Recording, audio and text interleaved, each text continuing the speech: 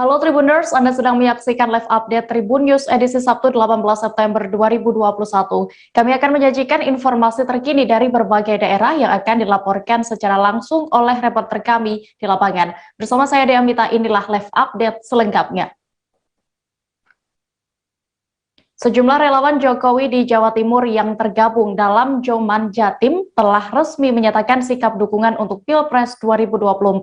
Mereka telah menggelar deklarasi dan mendukung secara resmi Gubernur Jawa Tengah Ganjar Pranowo untuk menjadi suksesor Presiden Jokowi mendatang.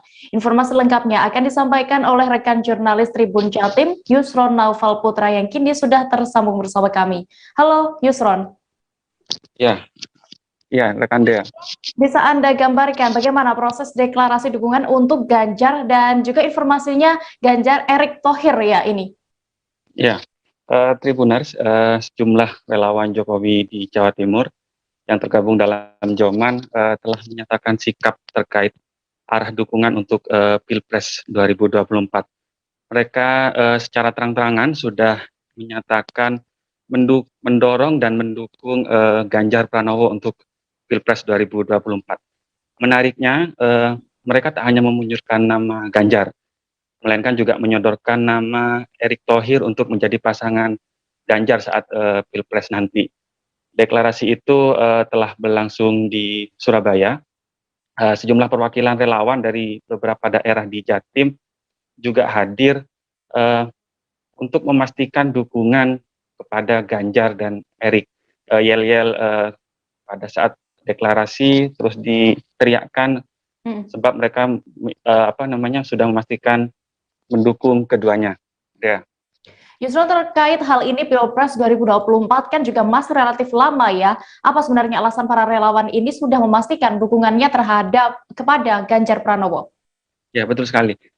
Kontestasi Pilpres 2024 ini memang relatif masih lama. Namun ternyata mereka sudah bulat dan menyatakan satu komando untuk mendorong Ganjar Pranowo maju Pilpres, bahkan juga menyodorkan nama Erick Thohir. Berdasarkan penjelasan mereka pada saat deklarasi, jadi sosok keduanya ini sudah dianggap pas dan mumpuni untuk maju di Pilpres mendatang, di mana mereka menyebut Ganjar itu sebagai seorang yang bisa dan mumpuni untuk meneruskan Presiden Jokowi mendatang. Kemudian ini juga dianggap pas jika bergandengan dengan Pak Erick Thohir. Menurut mereka sejumlah aspirasi sebelumnya sudah ditampung dari berbagai pihak dan masukan. Kemudian akhirnya dukungan itu dilabuhkan kepada mereka berdua. Ya. Baik, lalu setelah melakukan deklarasi ini, apa selanjutnya yang akan dilakukan oleh para relawan, Yusron? Iya, jadi setelah secara terang-terangan mendorong keduanya untuk maju bersama-sama di Pilpres mendatang, relawan ini kemudian menyatakan akan menggelar deklarasi, maksud kami menggelar konsolidasi di beberapa daerah di Jawa Timur. Mereka nantinya jaringan relawan ini akan bergerak dengan nama GP Mania Jawa Timur. Seluruh jaringan relawan itu akan diaktifkan, dikonsolidasi, sebab mereka sudah menyatakan satu komando untuk mendukung keduanya. Ya. Baik, Tribuners, tadi rekan Yusron juga sudah mewawancarai Warto Adi selaku perwakilan dari relawan di Jawa Timur. Berikut informasi lengkapnya. Nama saya Warto Adi, mewakili Ketua Joman Jokowi Mania Jawa Timur. Dalam hal ini Joman atau Jokowi Mania Jawa Timur telah resmi menyatakan dan mendeklarasikan adalah untuk calon Presiden 2024 adalah Pak Ganjar Pranowo dan berpasangan dengan wakilnya adalah Bapak Erick Thohir. Kenapa? Pak Ganjar Pranowo adalah sosok yang kita seleksi adalah merupakan sosok yang merakyat, ya toh. Mudah-mudahan dengan sosok yang merakyat ini bisa mengenyangkan rakyat. Dan kenapa Pak Erick Thohir adalah sosok ekonom? Diharapkan dengan Pak Erick Thohir bisa meningkatkan pertumbuhan perekonomian sehingga tidak ada lagi pengangguran di negara kesatuan Republik Indonesia. Kita beralih ke Kalimantan, Tribuners. Jenazah mekanik Rimbun Air Utra Iswahyudi berusia 41 tahun akhirnya tiba di rumah duka pada hari ini, Sabtu 18 September. Almarhum merupakan korban meninggal dunia atas jatuhnya pesawat yang terjadi di perbukitan Kampung Bilogai, Sugapa, Papua. Jasad tiba di rumah duka yang beralamat di Jalan Al-Makmur, nomor 4, Kelurahan Damai, Kecamatan Balikpapan Kota. Detail informasinya akan disampaikan oleh rekan wartawan Tribun Kaltim, Mita Aulia, yang kini sudah bergabung bersama kami. Halo rekan Mita. Ya, selamat siang rekan Dea. Tadi jenazah dari mekanik Rimbun Air Utra Iswahyudi sudah sampai dan sudah dimakamkan di TPU BDS Balikpapan Selatan. Memang pemakaman tersebut sempat tertunda 1 hari lantaran kemarin jenazah telat datang ke Jakarta begitu. Lalu bagaimana tadi saat suasana kedatangan jenazah hingga almarhum dari Utra ini dimakamkan, Mita? Ya, tentunya tadi waktu jenazah tiba di Balikpapan, memang istri dari almarhum Utra Iswahyudi sempat menangis karena memang kemarin juga sewaktu mendapat kabar bahwasannya jenazah almarhum telat datang, sang istri kembali syok. Kemudian tadi pihak keluarga juga sempat meminta untuk membuka peti jenazah dikarenakan untuk melihat jenazah almarhum untuk yang terakhir kalinya. Namun pihak dari manajemen Rimbun Air tidak membolehkan karena memang kondisi jenazah yang sudah 3 hari. Kemudian manajemen Rimbun Air mempertimbangkan psikis dari pihak keluarga seperti itu. Lalu apakah keluarga akan mendapatkan dana kompensasi dari perusahaan? Ya, berdasar tadi yang informasi yang saya sampaikan, pihak keluarga, perusahaan masih mengurus proses asuransi kemudian santunan yang akan diberikan kepada ahli waris Iswahyudi, di mana mekanik Utra Iswahyudi juga meninggalkan 2 anak perempuan yang usianya masih cukup kecil, ya ini usia 6 tahun dan 3 tahun, dan meninggalkan 1 orang istri. Begitu rekan Dea. Baik, terima kasih rekan wartawan Tribun Kaltim, Mita Aulia, untuk laporannya dari Balikpapan. Selamat kembali bertugas. Panglima Komando Armada 1 Laksamana Muda Arsyad Abdullah melakukan patroli udara untuk meninjau secara langsung situasi Laut Natuna Utara Provinsi Kepulauan Riau. Pasalnya beberapa waktu sebelumnya sempat mencuat kabar terkait adanya ribuan kapal asing dan kapal perang Cina di Laut Natuna Utara. Untuk mengetahui lebih detailnya, sudah bergabung bersama kami rekan wartawan dari Tribun Batam, Ilham Muhammad, yang akan menyampaikan laporan. Halo rekan Ilham. Iya, halo rekan Dea. Bisa Anda jelaskan kronologi patroli yang dilakukan oleh Pangko Armada 1 di Laut Natuna Utara atau Laut Cina Selatan ini? Oke, baik rekan Dea, bahwa Panglima Komando Armada, Pangko Armada 1 Laksamana Muda Arsyad Abdullah melakukan patroli udara untuk meninjau secara langsung situasi Laut Natuna Utara, Provinsi Kepulauan Riau pada Jumat 17 September 2021. Kronologinya adalah pasalnya beberapa waktu yang lalu sempat mencuat kabar ataupun isu terkait adanya kapal asing yang beroperasi di perairan Laut Cina Selatan ataupun Laut Natuna Utara, di mana menurut penjelasan dari Ketua Aliansi Nelayan Natuna, Henry, bahwa pada Senin 13 September 2021 para nelayan, sejumlah nelayan menemukan keberadaan kapal asing, yaitu merupakan 6 buah kapal, di mana kapal tersebut adalah 1 kapal induk, 3 kapal perang, dan 2 Coast Guard. Sehingga dengan penemuan itu pihak Aliansi Nelayan Natuna kemudian langsung melaporkan ke pihak pengamanan laut di daerah terluar Indonesia, sehingga mendapat respon dari Pangko Armada 1, dan kemudian Pangko Armada 1 melakukan patroli di perairan Laut Natuna Utara. Lalu bagaimana dengan hasil patroli yang telah dilakukan oleh Pangko Armada 1, Ilham? Baik rekan Dea, ingin saya sampaikan bahwa hasil dari patroli Pangkoarmada 1 di mana saat melakukan patroli pada hari Jumat 17 September 2021 saat usai melakukan patroli dia mengungkapkan bahwa di saat patroli mereka tidak menemukan adanya ribuan kapal ataupun kapal perang di perairan Laut Natuna Utara. Di mana mereka hanya melihat sejumlah kapal yang berada di zona ekonomi eksekutif dan itu merupakan hal biasa dan namun isu yang terkait masyarakat tadi bahwa adanya kapal perang namun saat melakukan tinjauan itu tidak ada. Lalu bagaimana respon dari masyarakat nelayan tradisional di Natuna terkait isu tadi sebelumnya? Oke, baik rekan Dea, bahwa dari respon dari masyarakat nelayan khususnya dari Natuna terkait dengan adanya kapal perang ataupun kapal asing di perairan Natuna Utara ini merupakan sudah hal yang biasa. Itu bukan merupakan hal yang pertama. Bahkan menurut Henry, Ketua Aliansi Nelayan Natuna, ini sudah sering terjadi beberapa kali. Untuk di tahun 2021 sudah hampir 3 kali terjadi penemuan.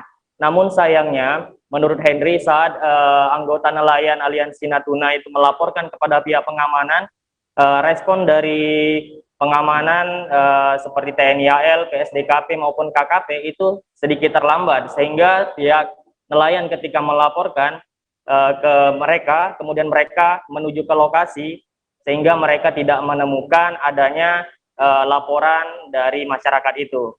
Sehingga Ketua Aliansi Nelayan Natuna ini juga menyayangkan dan juga memberikan saran kepada penjaga keamanan laut di daerah terluar Indonesia, perairan Laut Natuna Utara, untuk memberikan jalur khusus komunikasi ataupun koordinasi dari nelayan tempatan Natuna kepada pihak keamanan. Demikian dia. Baik, Tribuners, tadi juga rekan Ilham sudah berhasil mendapatkan keterangan dari Panglima Komando Armada 1 Laksmana Muda Arsyad Abdullah. Berikut wawancara lengkapnya. Dari udara, situasi di Laut Cina Selatan selama kurang lebih 2 jam. Jadi bisa saya jelaskan bahwa tadi kita menuju ke perairan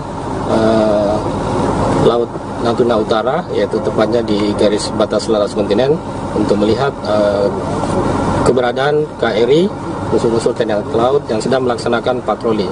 Jadi tadi kita akan melihat 4 KRI yang melaksanakan patroli di batas landas kontinen, dan kita melaksanakan patroli untuk melihat pantauan dari udara situasi Laut Cina Selatan atau Laut Natuna Utara. Kita tidak menemukan adanya kapal-kapal ikan asing yang menangkap ikan di sana, hanya menemukan KRI dan kapal yang melaksanakan lintas damai. Ada beberapa kapal tadi Anda melihat sendiri, ada 4 kapal yang sedang melintas di perairan internasional, karena ZEE ataupun landas kontinen adalah merupakan perairan internasional di mana merupakan hak lintas damai dari negara-negara yang akan melintas di perairan tersebut. Demikian yang bisa saya sampaikan hasil dari operasi yang kita laksanakan tadi. Kita beralih ke informasi berikutnya, Tribuners. Suasana kompleks pusat Kota Bitung, tepatnya di Kanopi, mendadak dihebohkan dengan Wali Kota Bitung Maurits Mantiri yang mendorong gerobak warna merah sejauh 5 hingga 10 meter. Gerobak 2 roda berwarna merah itu informasinya untuk diberikan kepada seorang pedagang kaki 5 perempuan yang sudah lanjut usia. Kabar selengkapnya akan disampaikan rekan wartawan dari Tribun Manado, Christian Wayongkere, yang kini sudah terhubung bersama kami. Halo Christian.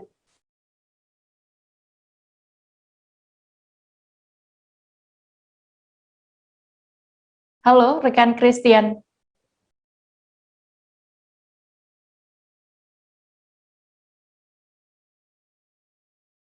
Halo rekan Dea dan Tribun News dimanapun Anda berada, selamat siang.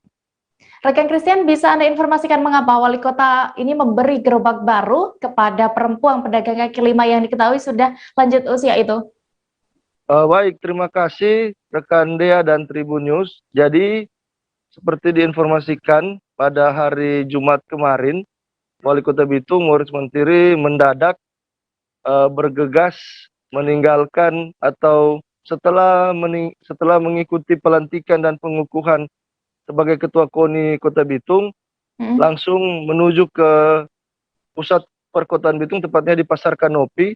Dan begitu dia turun dari kendaraan, langsung disambut oleh Direktur Perusahaan Daerah Kota Bitung, Bapak Rizal Marcos Lumombo, dan menyerahkan satu unit gerobak warna merah yang baru, kemudian didorongnya menuju kepada seorang pedagang kaki lima perempuan.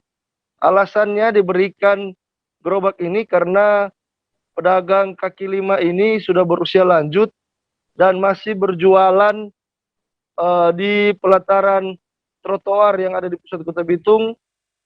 Penjual ini sudah diketahui sudah bertahun-tahun menjadi pedagang di situ, dan kondisinya atau tempat jualannya memang sudah sangat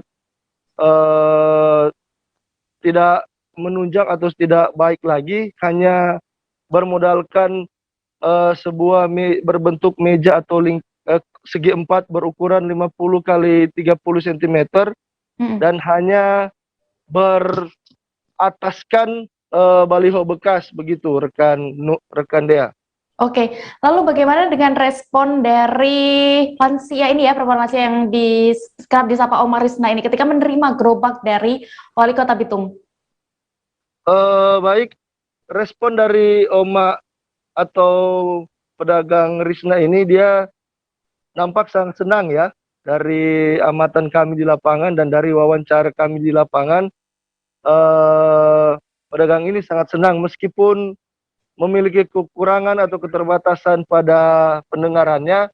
Dia mengaku sangat senang mendapat gerobak yang diberikan oleh wali kota. Dia juga menyampaikan tempatnya berjual beberapa waktu yang lalu memang menggunakan gerobak, namun informasi dari masyarakat sekitar dan pedagang sekitar sering dijahili, diambil rodanya atau dirusaki, sehingga penjual ini atau pedagang ini sudah tidak mau lagi menggunakan tempat jualannya menggunakan roda, begitu rekan Dea. Lalu biasanya dalam sehari-hari, Christian, apa saja barang yang dijual Oma Risna ini? Ya, dari pengakuan Oma Risna dan amatan kami di lapangan, wanita usia lanjut ini berjualan seperti ada permen, ada rokok, ada air mineral, dan roti, begitu rekan Dea. Baik, Tribuners, tadi rekan Christian juga sudah mewawancarai Oma Risna Igrisai, PKL yang mendapatkan gerobak dari Wali Kota, dan juga Rizal Lumombo selaku Direktur PD Bangun Bitung. Berikut wawancara lengkapnya. Ada apa dari Wali Kota? Ada dapat apa? Ada dapat apa dari Wali Kota? Tempat jual di mana? Tempat jual sebelumnya di mana? Seberapa lama berjual? Berapa lama kata? 2 tahun, sama 3 tahun. Sama 3 tahun. Berjual apa, Mak? Ini masih ini. Cuma gula-gula, aqua, roti dengan rokok, Kang. Siapa Mak penama? Bisa. Ini Rina. Indra ini bisa. Oh, umur berapa, Mak?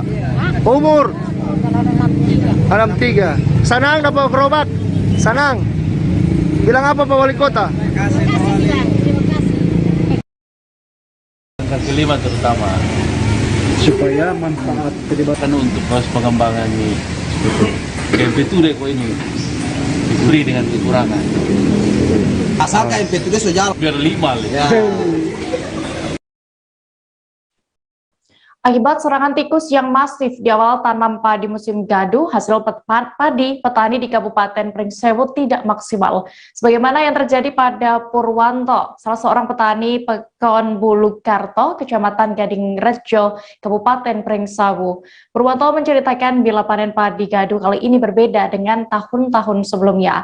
Selengkapnya akan disampaikan rekan jurnalis Tribun Lampung, Didik Budiawan, yang kini sudah terhubung bersama kami. Halo rekan Didik.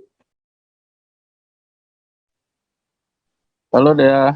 Rekan Didi, bisa Anda gambarkan bagaimana kondisi panen padi di Kabupaten Pringsewu sejauh pantauan di lapangan Anda? Oke, terima kasih ya. Kita ketahui bersama bahwa panen padi musim gaduh kali ini di Kabupaten Pringsewu mengalami penurunan yang diakibatkan oleh serangan hama tikus di awal tanam padi. Eh, Penurunan itu terlihat dari jumlah panen yang tadinya maksimal menjadi berkurang hingga 50%, seperti yang dialami petani Purwanto, di mana Purwanto ini menanam padi di lahan kurang lebih 1/8 hektar, yang biasanya panen sebanyak 8 kintal, kali ini diperkirakan hanya sampai 4 kintal deh.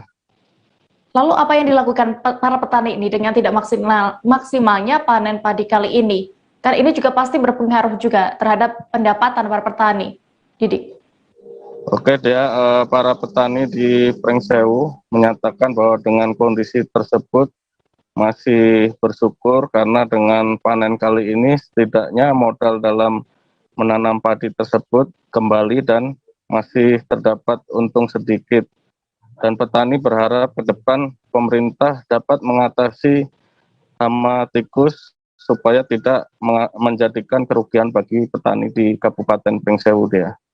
Lalu terkait hama tikus, apakah sebelumnya pernah dilakukan upaya-upaya penanggulangan?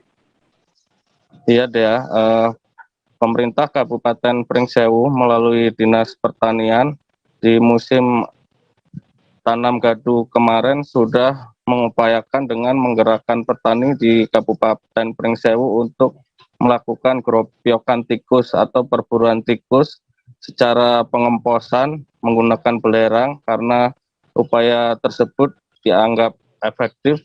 Tapi karena jumlah atau populasi tikus ini sangat luar biasa banyak, sehingga sifat gerobokan tersebut hanya mengurangi serangan hama tikus. Dan ke depan pemerintah Kabupaten Pringsewu melalui Dinas Pertanian juga akan berupaya mengembangkan predator alami dari hama tikus ini, seperti melestarikan ular dan burung hantu pemangsa tikus dia. Baik, Tribuners, tadi rekan Didik juga sudah berhasil mewawancarai salah seorang petani, Purwanto, dan juga Kabid Tanaman Pangan dan Hortikultura Dinas Pertanian Pringsewu, Dwianto Sulistiono. Berikut keterangan lengkapnya. Ngelihat padi yang seperti ini, kalau menurut Mas gimana?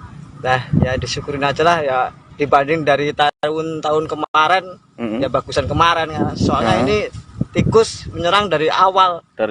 Ya dari musim tanam udah parah. Ya. Serangannya ya. Iya.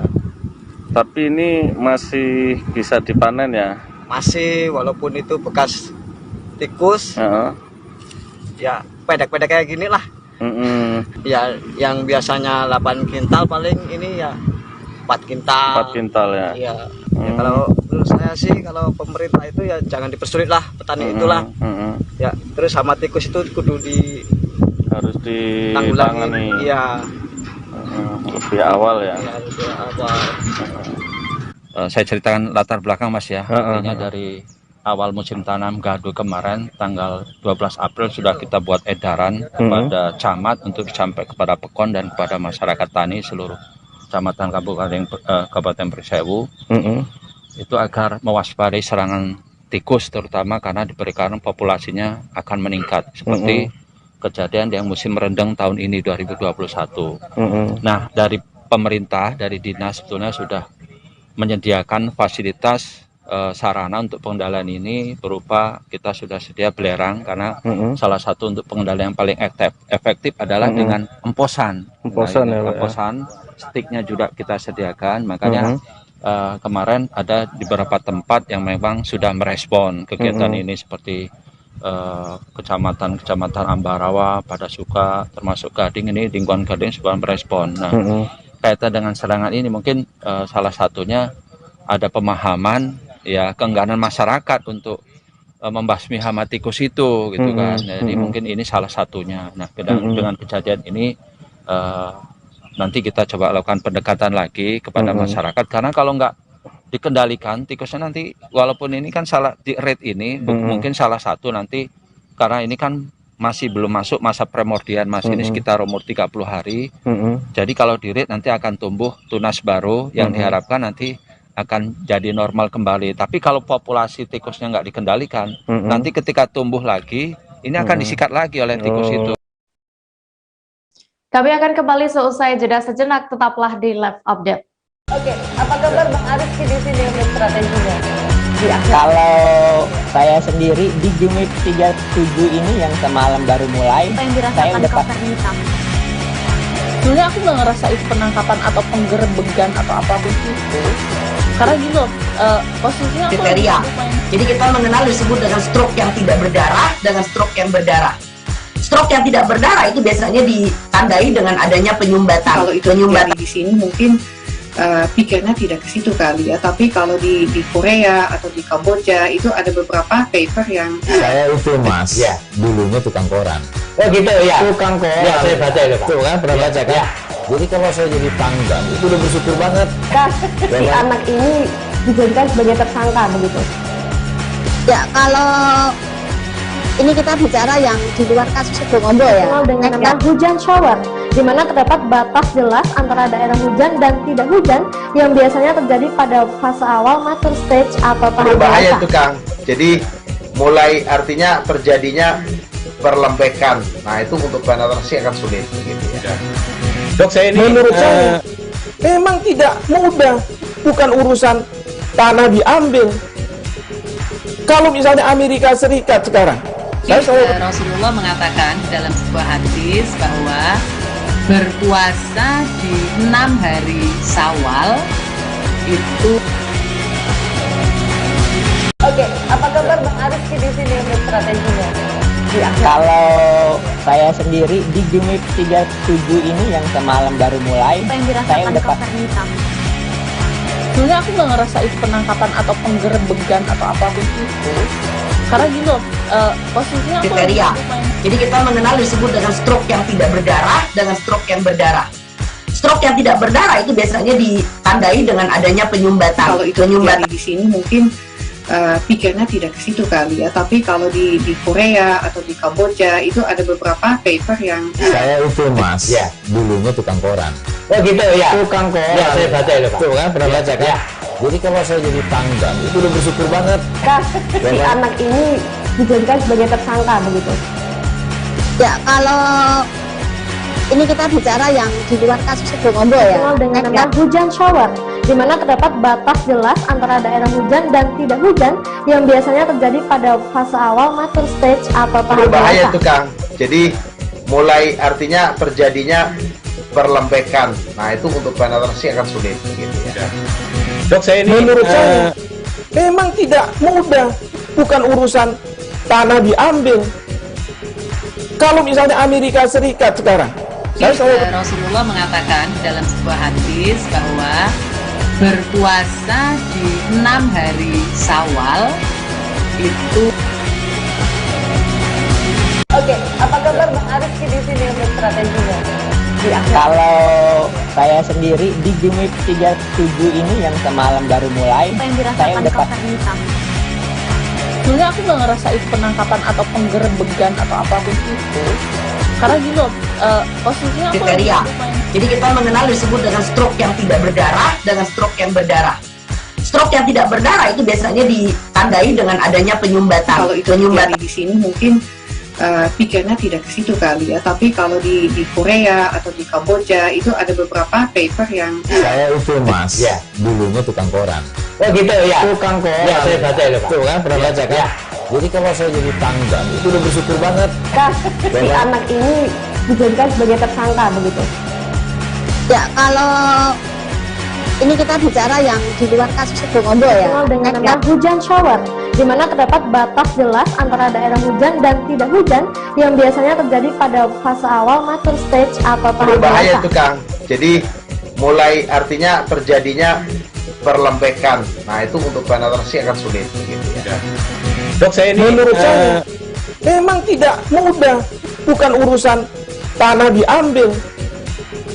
Kalau misalnya Amerika Serikat sekarang, Rasulullah mengatakan dalam sebuah hadis bahwa berpuasa di 6 hari Syawal itu.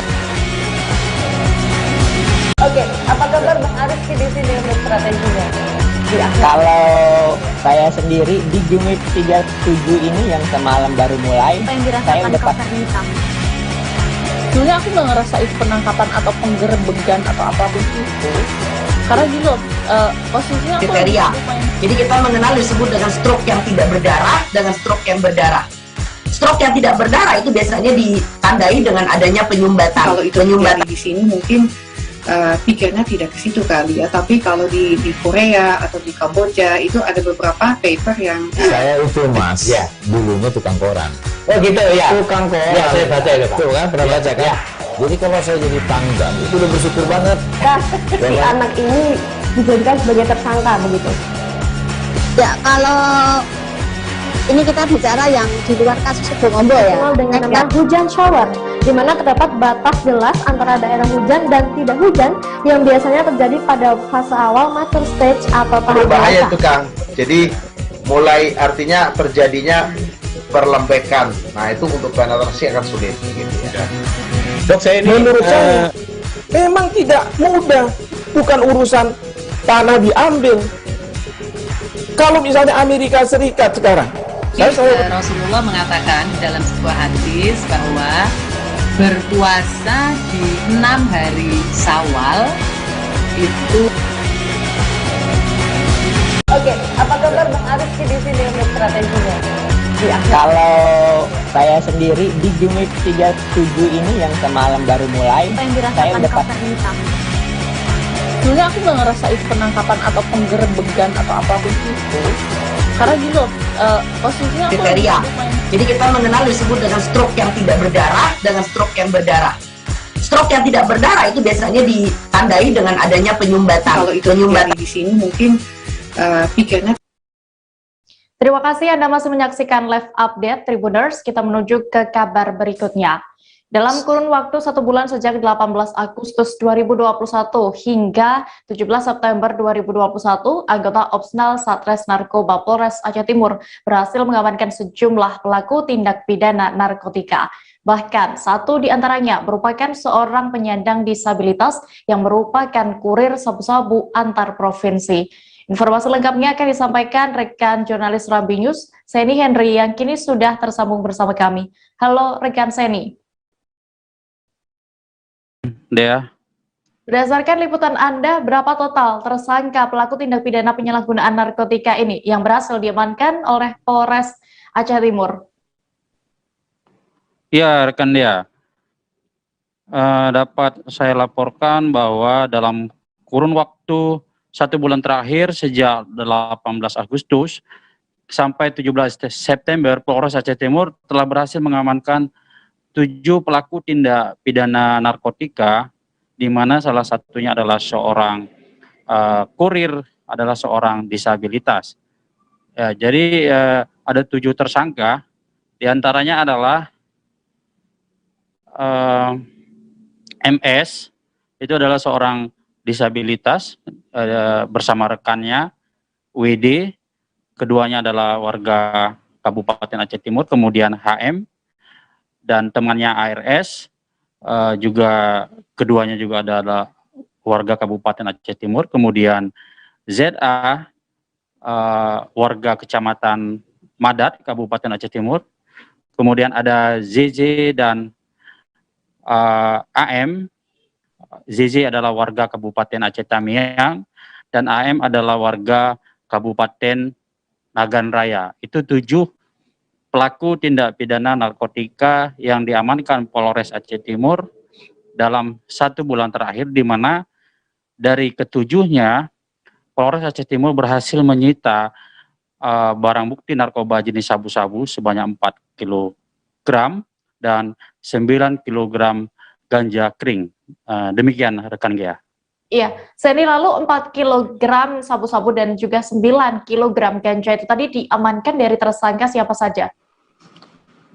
Ya, rekan Dea, dapat kami laporkan bahwa 4 kg sabu-sabu diamankan dari 5 tersangka yang ditangkap di lokasi berbeda dalam wilayah Kabupaten Aceh Timur, di mana 2 kg sabu-sabu diamankan dari tersangka MS. MS adalah seorang disabilitas bersama temannya WD yang ditangkap pada 18 Agustus silam. Kemudian 1 kg sabu-sabu lagi diamankan dari 2 tersangka HM dan ARS yang ditangkap pada Senin 30 Agustus. Kemudian 1 kilo lagi, 1 kilo lagi sabu-sabu diamankan dari ZA yang ditangkap pada Selasa 14 September lalu. Demikian rekan Dea. Lalu bagaimana kronologinya polisi akhirnya bisa menangkap para tersangka ini, khususnya juga kurir yang tadi diinformasikan menyandang disabilitas ya? Iya rekan Dea, menurut keterangan Kapolres Aceh Timur, penangkapan para pelaku tindak pidana penyalahgunaan narkotika ini berdasarkan laporan daripada masyarakat. Jadi seperti tersangka MS disabilitas yang merupakan kurir antar provinsi, menurut Kasat Res Narkoba Ibtu Nofrizaldi, tersangka disabilitas ini ditangkap bersama rekannya setelah polisi melakukan penyelidikan dan menindaklanjuti laporan dari masyarakat bahwa akan ada 1 unit sepeda motor berwarna merah yang akan membawa narkotika yang akan melintas di Jalan Nasional Banda Aceh Medan dalam wilayah Kecamatan Aceh Timur, Kabupaten Aceh Timur pada 18 Agustus lalu. Lalu berdasarkan hasil penyelidikan polisi, akhirnya polisi berhasil menangkap MS yang merupakan seorang disabilitas sebagai kurir, dan bersama temannya WD. Dari keduanya disita 2 kg sabu-sabu. Oke, lalu demikian dia. Biasanya kurir ini kemana saja, ke provinsi mana saja? Tadi diinformasikan kurir antar provinsi ya dia. Lalu biasanya disalurkan kemana, dibawa kemana saja, dan berapa upah yang dia terima? Ya, menurut informasi yang kita terima dari Kasat Res Narkoba, bahwa narkoba yang dibawa oleh disabilitas ini rencananya akan dibawa ke Provinsi Bali, di mana tersangka disabilitas ini menerima upah dari setiap kilogramnya itu berkisar antara 20 sampai 25 juta per kilogram. Jadi menurut polisi juga bahwa disabilitas ini juga sebelumnya sudah berulang kali dan bahkan sering berhasil membawa narkoba ke provinsi lain di Indonesia, rekan Dea. Baik, terima kasih rekan jurnalis Serambi News, Sandy Henry untuk laporannya. Selamat kembali bertugas. Kita menuju informasi berikutnya. Kepolisian daerah Riau dan jajarannya berhasil menggagalkan peredaran narkotika dari 7 total jaringan Malaysia di Riau. Dalam pengungkapan kasus ini, kepolisian mengamankan barang bukti berupa ratusan kilogram sabu dan ribuan butir ekstasi. Penangkapan yang dilakukan merupakan penangkapan terhadap jaringan, bukan sekedar pemakai. Detail informasinya akan disampaikan langsung oleh rekan wartawan Tribun Pekanbaru, Rizky Armanda, yang kini sudah bergabung bersama kami. Halo Rizky. Ya, halo Dea. Bisa Anda jelaskan rincian pengungkapan kasus peredaran sabu dan ekstasi ini? Baik, dapat saya sampaikan bahwa pengungkapan ini dilaksanakan jajaran kepolisian daerah Riau dalam rentang waktu 18 Agustus 2021 sampai dengan 13 September 2021. Dari serangkaian pengungkapan ini, kepolisian berhasil menangkap sedikitnya sekitar 13 orang tersangka yang merupakan pengedar narkoba jaringan internasional asal Malaysia. Kemudian selain para tersangka, polisi juga berhasil menyita barang bukti sebanyak 117 kg narkotika jenis sabu dan juga 1.000 butir pil ekstasi. Sebagian besar pengungkapan dilakukan di Kota Pekanbaru dan rencananya barang haram ini akan didistribusikan kembali ke sejumlah daerah seperti daerah Lampung dan juga Jambi begitu. Oke, lalu apa saja modus yang digunakan sindikat ini untuk mengelabuhi petugas sehingga bisa menyelundupkan narkoba itu? Dan informasinya juga Kapolda Riau menyebut bahwa pola operasi penyelundupan juga berubah. Bisa dijelaskan? Iya, memang sempat disampaikan oleh Kapolda Riau Irjen Pol Agung Setia Effendi bahwa pola pendistribusian narkoba ini sedikit berubah, di mana beberapa waktu lalu pengiriman narkoba dari Malaysia dalam jumlah besar. Namun dalam beberapa waktu belakangan ini pengiriman narkoba dicicil, artinya sedikit demi sedikit dimasukkan lewat Provinsi Riau. Lalu terkait modus penyelundupan juga beragam. Di antaranya ada yang menggunakan jasa kargo, pengiriman kargo, di mana narkotika dikemas sedemikian rupa dengan kaleng roti untuk mengelabui petugas. Kemudian ada juga narkoba yang dibawa dengan keranjang sayur dan sebagainya begitu. Lalu bagaimana peringatan keras dari aparat bagi sindikat narkoba ini? Ya, baik. Polda Riau memang menyatakan komitmennya untuk bekerja sama dengan para stakeholder lain seperti Bea Cukai dan juga Kemenkumham Riau. Dalam hal ini, Kapolda Riau saat ekspos kasus pada hari kemarin menyatakan komitmen untuk memberantas peredaran narkoba karena memang pola penyelundupan semakin rapi sehingga butuh upaya yang lebih ekstra untuk melakukan pengungkapan narkoba begitu. Baik, Tribuners, tadi juga rekan kami, jurnalis kami juga sudah mendapatkan keterangan dari Kapolda Riau Irjen Pol Agung Setia Imam Effendi. Berikut hasil liputannya. Kita menyelenggarakan kegiatan operasi rutin untuk penanganan narkoba ini di Provinsi Riau dengan mengerahkan seluruh jajaran dan instansi terkait lainnya seperti Bea Cukai, kemudian juga dari Kemenkumham hadir di sini dan bersama-sama untuk menjadi bagian operasi ini. Hasilnya selama 1 bulan ini dari tanggal 18 Agustus 2021 sampai dengan 13 September 2021 kita menggulung 7 jaringan narkoba yang beroperasi di wilayah Provinsi Riau. Jaringan yang kita gulung pada tanggal 18 Agustus 2021 ini adalah jaringan yang operasionalisasinya meliputi Malaysia, Bengkalis, dan Pekanbaru. Barang ini datang dari Malaysia, dikendalikan dari sana oleh kelompok jaringan Malaysia, dan kemudian didistribusikan 3 kg sabu-sabu dan 1000 butir pil ekstasi. Tanggal 26 Agustus 2021, Polda Riau kembali mengungkap 2 kg sabu-sabu yang rencananya sabu-sabu ini akan didistribusikan ke Jambi.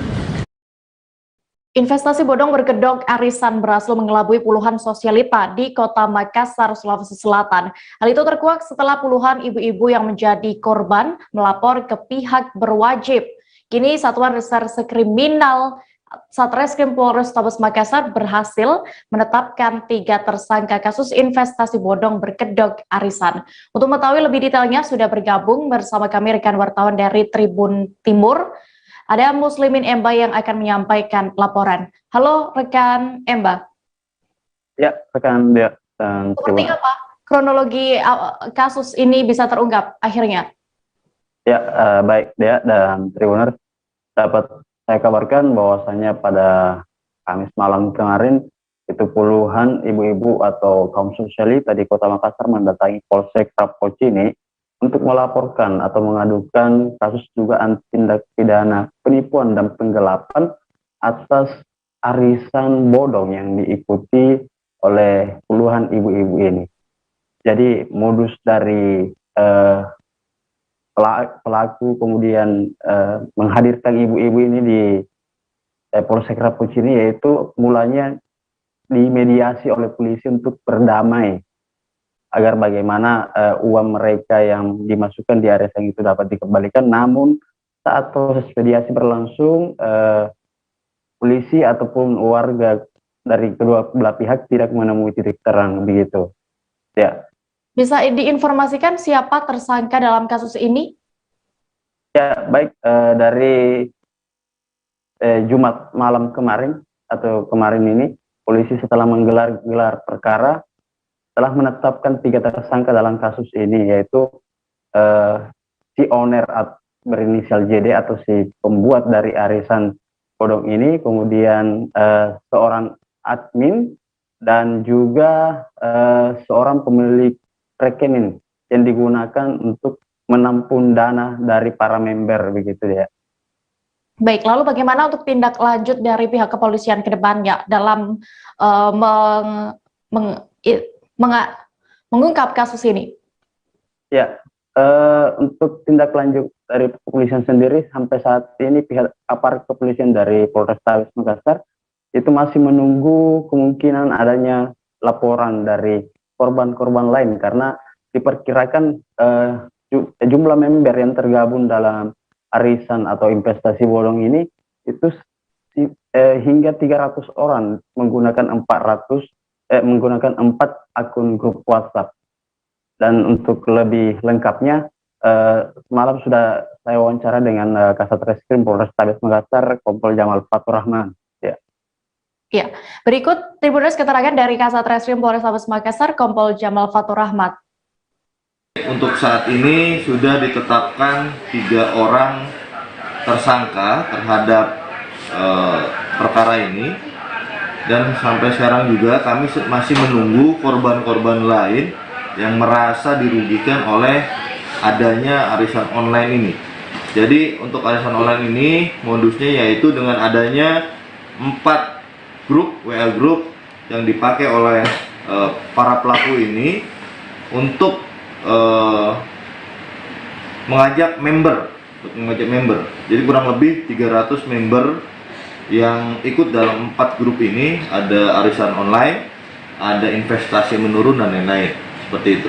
Itu kalau tersangka sendiri berapa jenis kelaminnya, siapa saja? Untuk 3 tersangka ini, 2 diantaranya perempuan.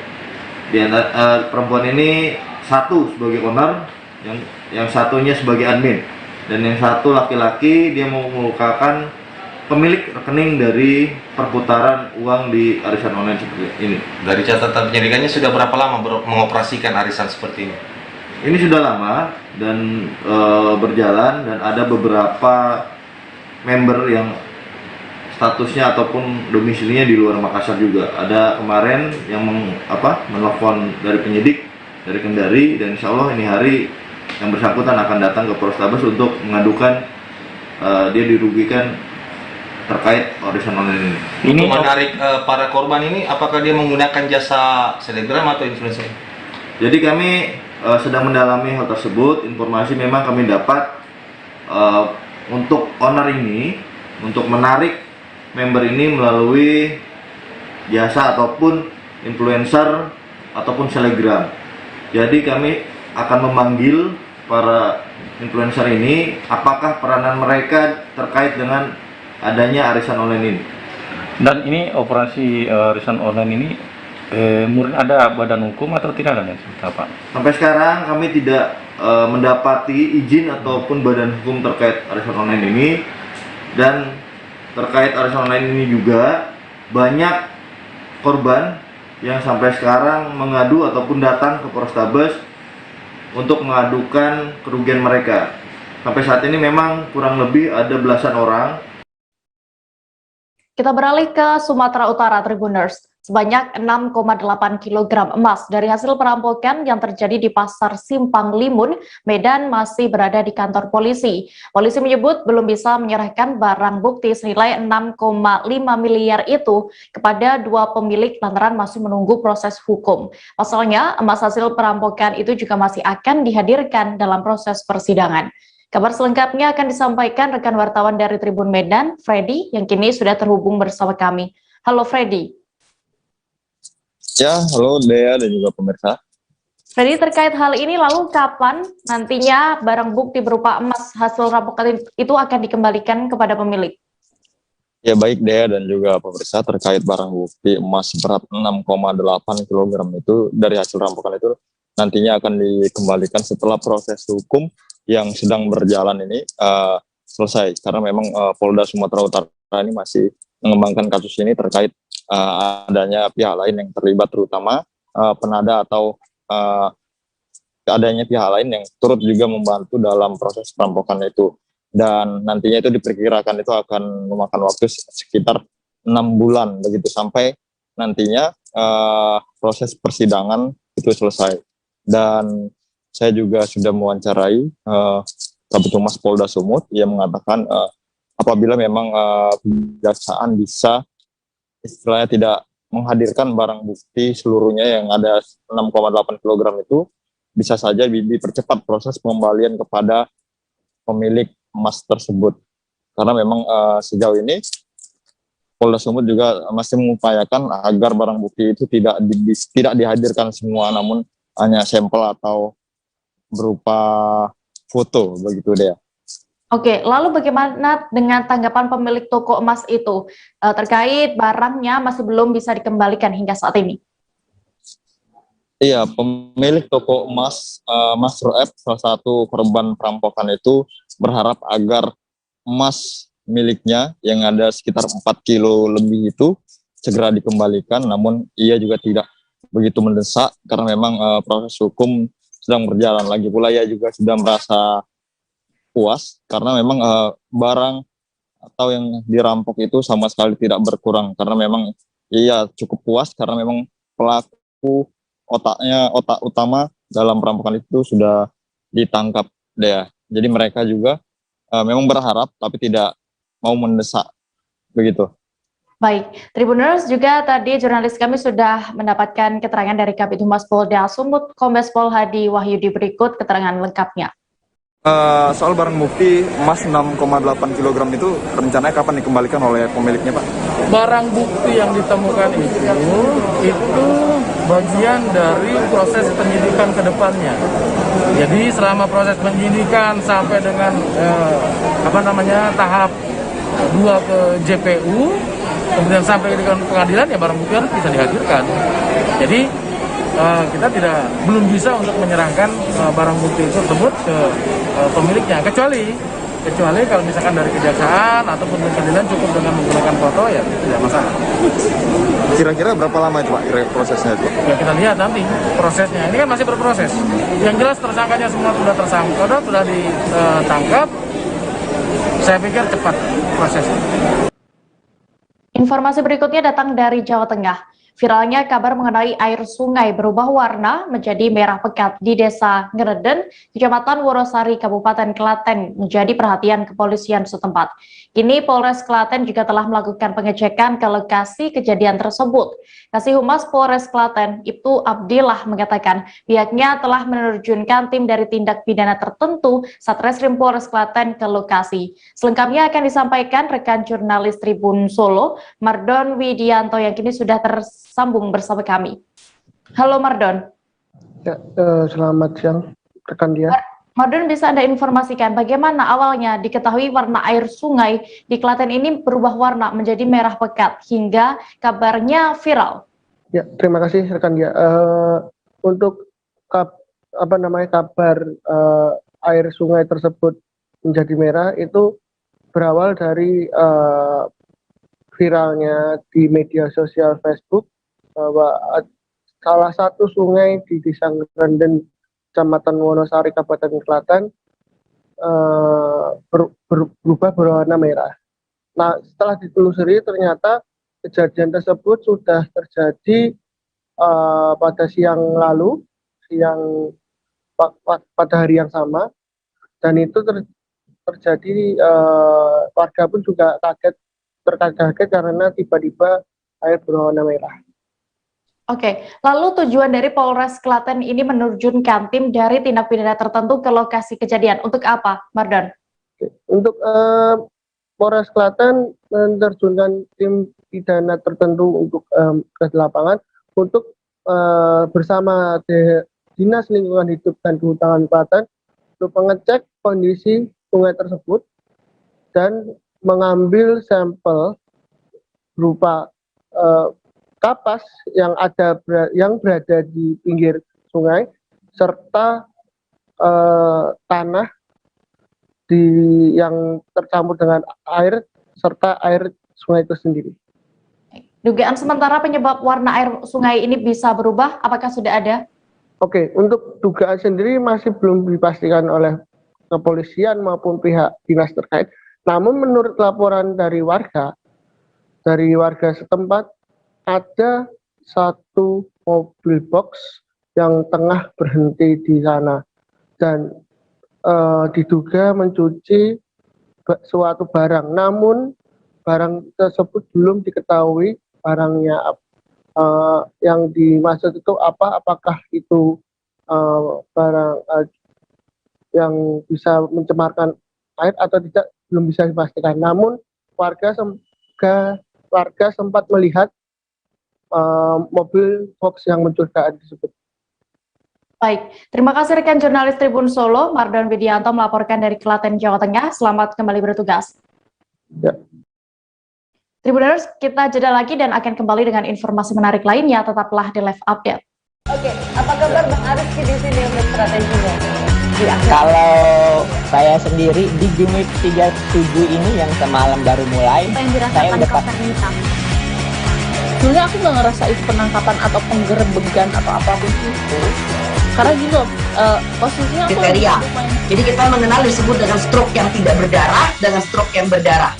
Stroke yang tidak berdarah itu biasanya ditandai dengan adanya penyumbatan. Kalau itu penyumbatan di sini mungkin pikirnya tidak ke situ kali ya, tapi kalau di Korea atau di Kamboja itu ada beberapa paper yang saya itu mas, ya dulunya tukang koran. Oh gitu ya. Tukang koran. Ya saya baca itu Pak. Tuh kan pernah baca kan? Ya. Jadi kalau saya jadi tanggal itu udah bersyukur banget. Si anak ini dijadikan sebagai tersangka begitu. Ya kalau ini kita bicara yang di luar kasus Bongombo ya. Dengan nama hujan shower, di mana terdapat batas jelas antara daerah hujan dan tidak hujan yang biasanya terjadi pada fase awal mature stage atau tahap berbahaya itu Kang. Jadi mulai artinya terjadinya perlembekan. Nah itu untuk penetrasi akan sulit. Gitu ya.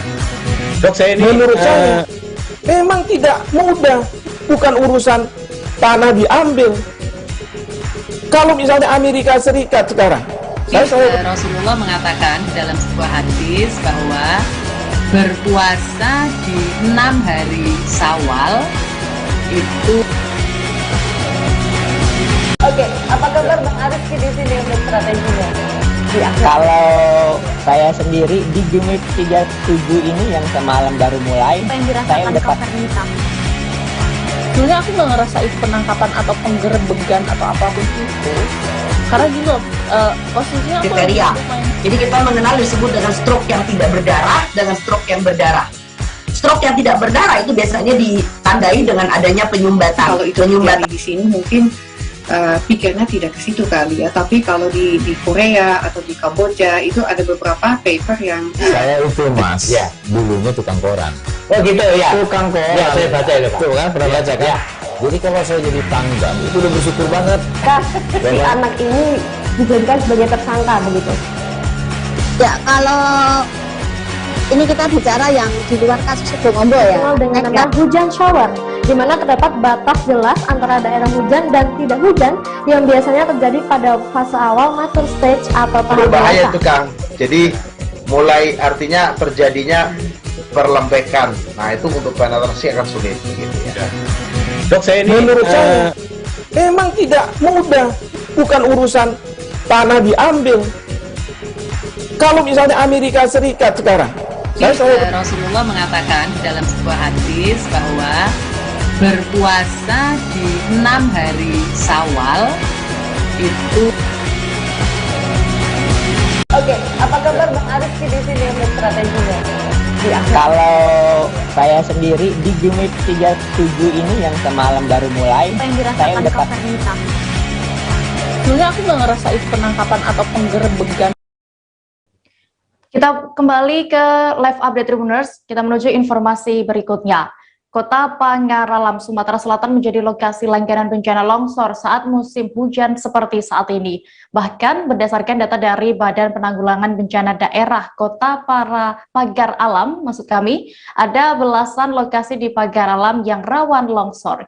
Namun dari sejumlah lokasi yang rawan itu, 2 lokasi yang dinilai jika terjadi longsor akan berdampak buruk untuk Kota Pagar Alam, yaitu kawasan Liku Endikat dan Liku Lematang Indah yang berada di Kecamatan Dempo Selatan. Informasi lengkapnya akan disampaikan rekan jurnalis Sriwijaya Post, Wawan Setiawan, yang kini sudah tersambung bersama kami. Halo Wawan.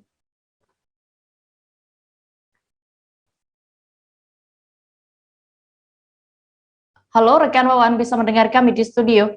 Halo, bisa Jelita? Iya, Wawan, bisa Anda informasikan apa alam menuju Kabupaten Lahat ini memang bisa menjadi rawan longsor? Ini rekan Jelita, bahwa memang jalur utama penghubung Kota Pagar Alam dengan Kabupaten Lahat ini berada di kawasan yang kiri kanan jalur berada tebing dan jurang. Jadi kondisi ini jalan berada di atas tebing dan sebelah sisi lainnya adalah di bawah jurang, Jelita, gitu. Baik, lalu bagaimana kondisi cuaca saat ini di Kota Pagar Alam sendiri dan sekitarnya juga? Ini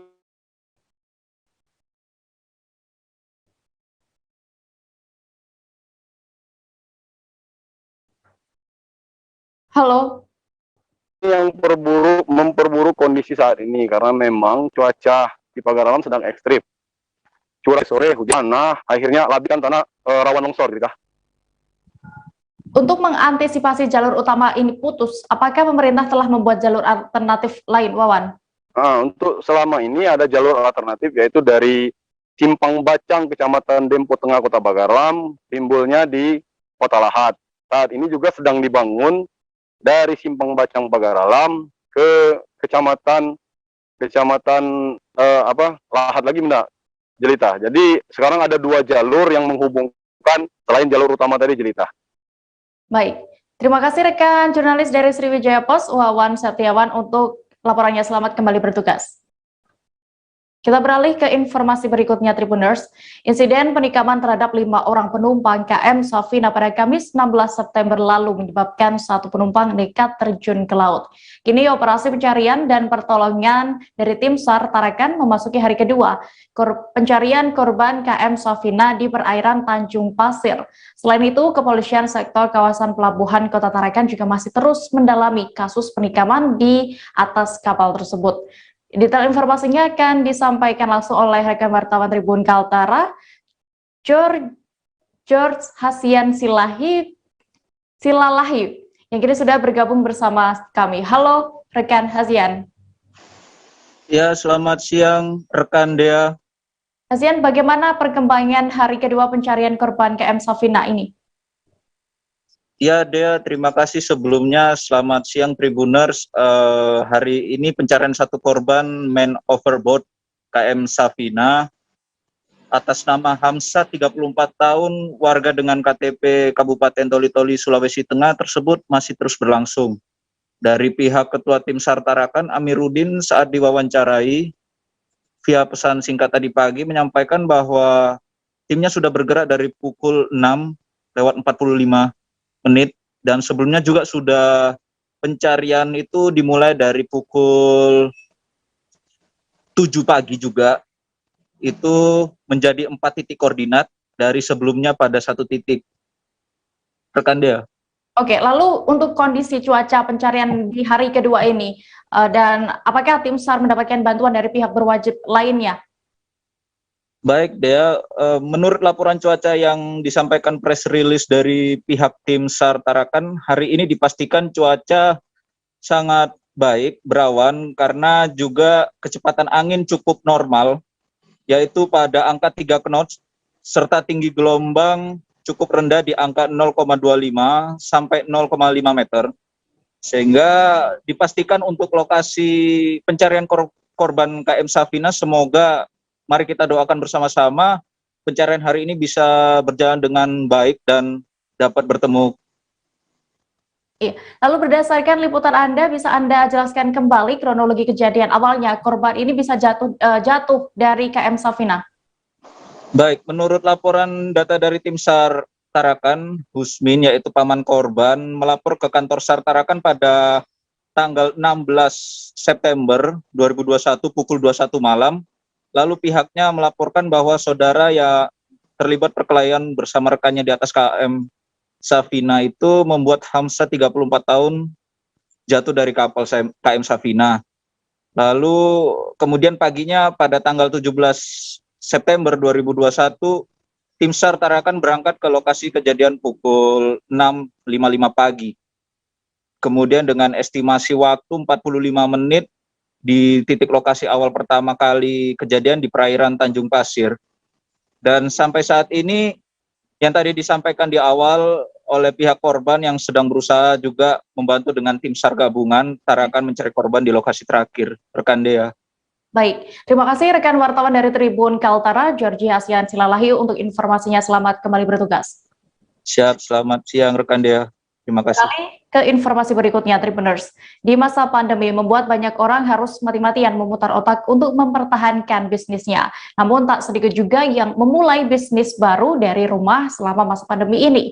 Lydia Elviana merupakan satu di antara beberapa sosok wanita yang konsisten mengembangkan bisnisnya hingga saat ini. Nama bisnisnya adalah Lydia Jewelry. Lydia Jewelry ini merupakan satu-satunya toko perhiasan mutiara di Lampung yang menjual perhiasan mutiara yang lengkap. Untuk mengetahui lebih detailnya sudah bergabung bersama kami rekan wartawan dari Tribun Lampung, Jelita Dini Kinanti yang akan menyampaikan laporan. Halo Jelita. Halo Dea. Jelita, bisa Anda ceritakan bagaimana bisnis mutiara laut yang dijalankan oleh Lydia Elviana ini? Mulai kapan sebenarnya dan bagaimana juga awalnya? Iya Dea. Jadi Lydia Elviana ini mulai berbisnis mutiara itu mulai tahun 2012. Jadi ketika itu Lydia memutuskan untuk berbisnis mutiara dengan nama Lydia Jewelry itu karena Lydia melihat di Lampung ini ada orang yang maksudnya ada toko-toko perhiasan itu yang menjual mutiara namun tidak lengkap. Nah akhirnya Lydia tuh memutuskan ya udahlah saya buat aja bisnis mutiara dengan yang varian yang lengkap, mulai dari cincin, gelang, anting, bahkan ada strap emas gitu. Nah Lydia pun menjual mutiara ini nih dua jenis, ada mutiara laut dengan mutiara tawar, gitu. Oke, lalu Jelita, bagaimana membedakan antara mutiara yang diambil dari laut dan juga air tawar? Lalu untuk dari di toko Lydia sendiri mengambil dari mana? Ya, jadi Lydia ini kebetulan adalah orang asli Lombok yang merantau ke Lampung. Jadi dia mengambil mutiara itu langsung dari Lombok, dari petani budidaya kerang di Lombok. Jadi untuk mutiara laut sendiri itu diambil dari budidaya kerang laut, sedangkan untuk yang mutiara tawar itu diambil dari budidaya kerang di air tawar. Perbedaannya kalau yang laut itu budidayanya itu membutuhkan waktu 2 tahun. Sedangkan untuk yang tawar itu hanya membutuhkan waktu sekitar 2-3 bulan gitu. Nah, perbedaan lainnya kalau yang mutiara laut itu tuh dia lebih besar, lebih bulat sempurna. Sedangkan kalau yang mutiara yang tawar dia bulat tapi terkadang itu bulatannya itu tidak sempurna. Nah itu satu lagi untuk membedakan mutiara laut, mutiara tawar dengan yang KW. Jadi ada yang KW itu dia. Jadi untuk membedakannya itu gigit saja mutiaranya. Kalau ada terasa seperti pasir itu berarti yang asli gitu. Oke, lalu bagaimana dengan omset yang selama ini sudah dihasilkan oleh Lydia sendiri? Ya, nah menurut Lydia sebelum pandemi itu omset dia ini cukup besar ya. Dalam 1 bulan itu dia bisa mencapai 200 juta dalam 1 bulan. Tapi semenjak pandemi omsetnya ini hanya 50 juta 1 bulannya dia. Baik, Tribuners, tadi juga rekan Jelita sudah mewawancarai Lydia Elviana selaku owner dari Lydia Jewelry. Berikut wawancara lengkapnya. Mbak ini udah berapa tahun Mbak bisnis mutiara ini Mbak? Sudah 8 tahun. Oh, udah 8 tahun. Lama ya? Kuliah. Sebelum kuliah, 8 tahun itu berarti sekitar dari tahun 2012. Udah 9 tahun lah kayak gitu? Iya, hampir. Hampir 9 tahun ya. Nah ini nih mutiara ya. Nah Mbak, apa sih Mbak yang buat Mbak kok tertarik? Orang kan biasanya kan tertarik itu berbisnis itu berlian, emas. Kok Mbak milihnya mutiara? Unik aja sih, beda dari yang lain gitu. Karena saya pun juga dari Lombok, memang benar-benar dari sana, dari Lombok langsung. Jadi kita bawa hasil budidaya Lombok ke Lampung. Iya. Aja terus kemudian yang pastinya bisnis yang menjanjikan. Bisnis menjanjikan ya. Menguntungkan. Nah ini kenapa Mbak kok mutiara ini kok bisa dibilang ini bisnis yang menjanjikan? Apakah ini investasi atau Mbak lihat peminat dari mutiara ini banyak Mbak? Iya, bisa dibilangin itu investasi jangka panjang karena rata-rata banyak yang investasi buat anaknya, cucunya gitu, jadi turun-temurun lah ya, bisa jadi kayak berlian juga seperti itu kan. Nah mutiara ini juga bisa dikombin dengan berlian gitu, bisa mutiara aja gitu. Beralih ke kabar berikutnya, kebakaran lapas kelas 1 Tangerang beberapa waktu lalu menewaskan 49 narapidana yang mendekam di tahanan tersebut. Para narapidana yang selamat saat ini masih trauma seperti kesulitan tidur hingga berhalusinasi. Bahkan satu di antara mereka yang selamat mengaku didatangi temannya yang telah meninggal dunia dalam insiden nahas itu. Hal itu diceritakan oleh H, satu di antara napi kasus narkoba yang selamat saat mengikuti kegiatan trauma healing dari Dinkes Kota Tangerang pada Jumat 17 September kemarin. Ia bercerita kesulitan tidur setelah kejadian kebakaran yang terjadi pada Rabu 8 September lalu. Selain itu, ia masih teringat sejumlah peristiwa dalam peristiwa kebakaran maut tersebut. Dilansir tribunjakarta.com, H juga menceritakan trauma yang ia alami pasca kejadian tersebut. Bahkan ia pernah merasa rekannya yang menjadi korban meninggal dunia akibat kejadian itu datang menghampirinya beberapa hari setelah peristiwa kebakaran maut tersebut. Oleh karena itu, Dinas Kesehatan Kota Tangerang menggelar trauma healing untuk para narapidana. Pelayanan kesehatan jiwa ini diikuti puluhan narapidana khususnya napi Blok C. Pasalnya mereka melihat langsung kobaran api menghanguskan lapas kelas 1 Tangerang. Kepala Bidang P2P Dinkes Kota Tangerang, Indri Bevi, mengungkapkan program trauma healing ini digelar sejak Selasa 14 September hingga Jumat 17 September kemarin.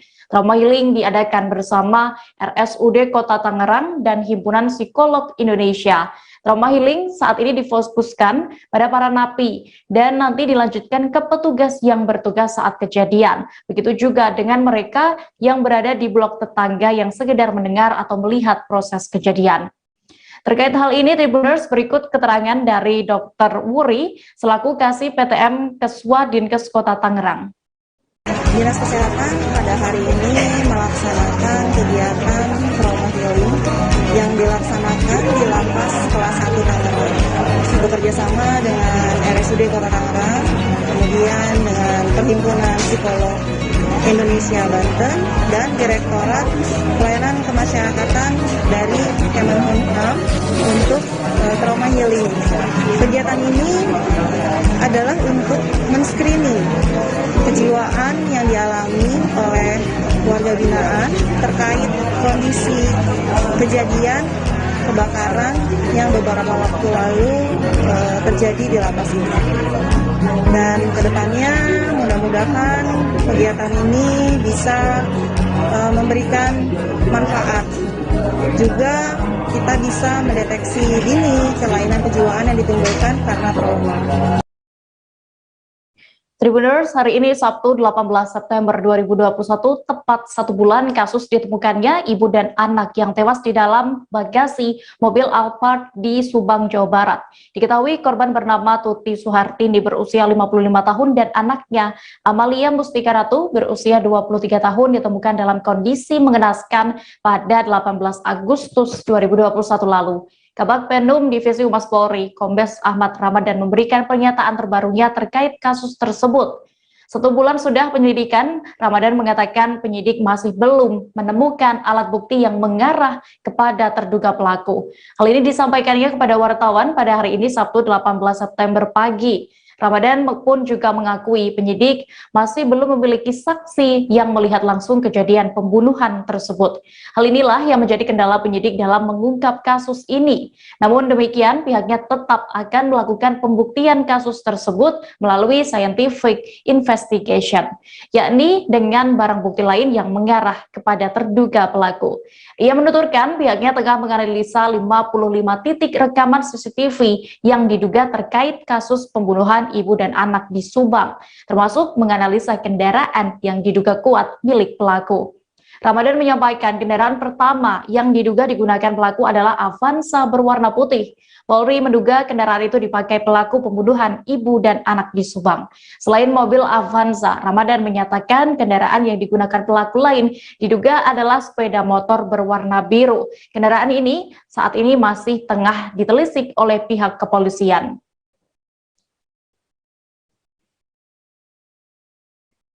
Informasi tadi sekaligus menutup perjumpaan kita dalam live update siang ini. Jangan lupa Tribuners untuk terus memperbaharui kabar terupdate lainnya di seluruh kanal YouTube Tribun Network. Dan juga lantaran masih di tengah pandemi, Tribuners kami kembali mengingatkan kepada Anda untuk selalu menerapkan protokol kesehatan dimanapun berada. Dan terakhir, mewakili kru yang bertugas, saya Dea Mita pamit. Terima kasih dan sampai jumpa. Jangan lupa like, subscribe, dan share ya.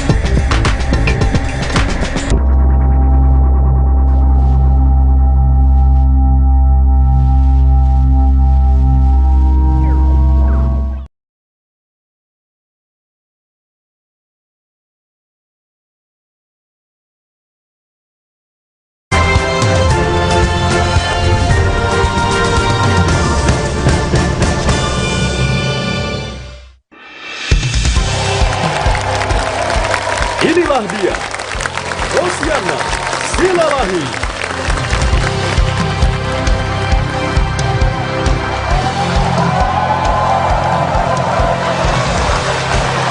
Selamat malam.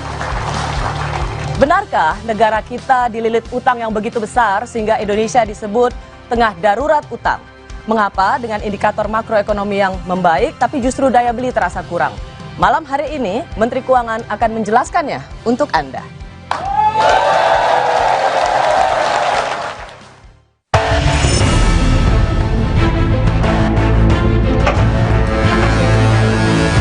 Pasar menilai negara kita, Indonesia ini memiliki prospek yang bagus untuk berinvestasi.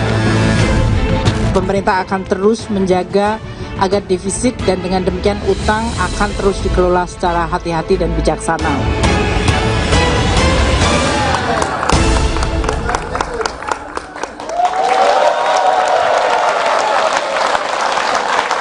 Inilah Menteri Keuangan Dr. Sri Mulyani Indrawati.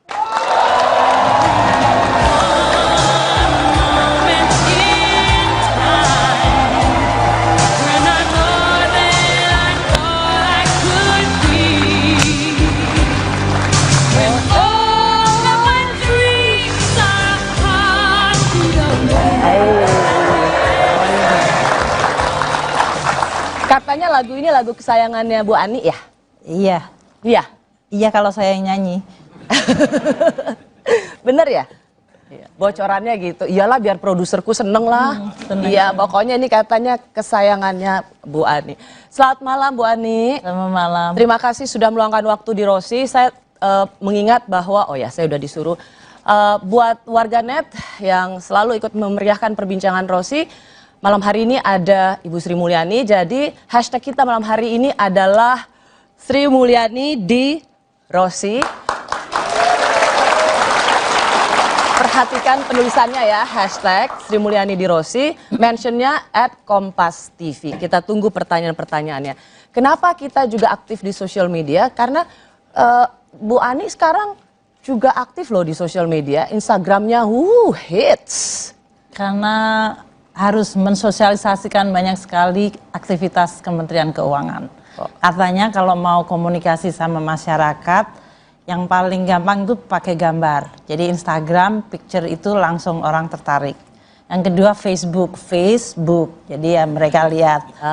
Baru kita kalau ngomong, kalau dikasih tabel APBN orang nggak ngerti gitu. Jadi lebih baik pakai media sosial. Oh, saya mau mengingat dulu 1 tahun yang lalu, ini kira-kira persis 1 tahun yang lalu, Ibu Sri Mulyani kembali ke Indonesia karena diminta untuk menjadi Menteri Kabinet Kerja Pak Jokowi. Waktu itu saya pertama kali yang terima kasih Bu Ani diberikan kesempatan wawancara yang pertama. Dan sekarang udah 1 tahun di Kabinet Pak Jokowi. Seneng ya? Congratulations. Rosi kayak anak umur 1 tahun. Congratulations, you survive so far. Ya, alhamdulillah. Ada ucapan selamat yang juga saya ingin sampaikan pada Bu Ani adalah ternyata baru dapat cucu lagi. So saya sedang berbicara dengan Menteri Keuangan Eyang 3 cucu.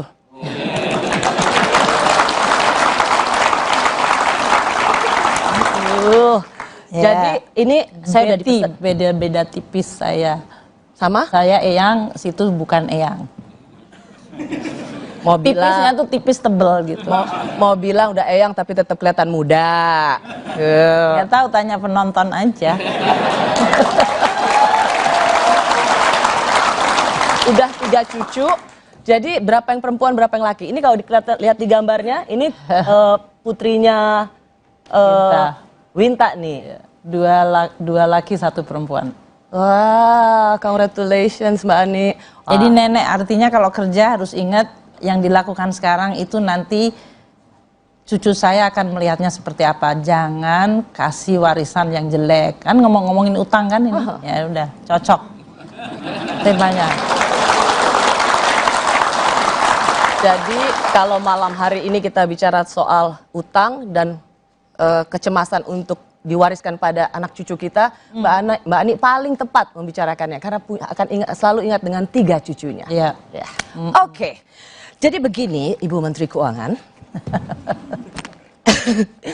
Bu Ani, lebih berwibawa kayaknya. Karena kita mau bicara soal utang. Oke.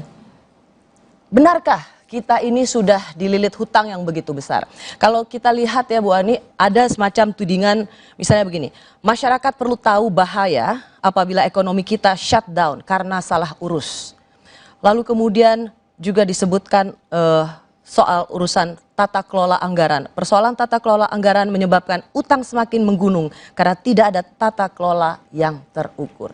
Benarkah seorang Menteri Keuangan, bagaimana menjelaskan seorang Menteri Keuangan yang dianggap tidak mengelola anggaran dengan terukur? Ini ya, kalau kita lihat Indonesia, negara yang dengan penduduk 257 juta orang.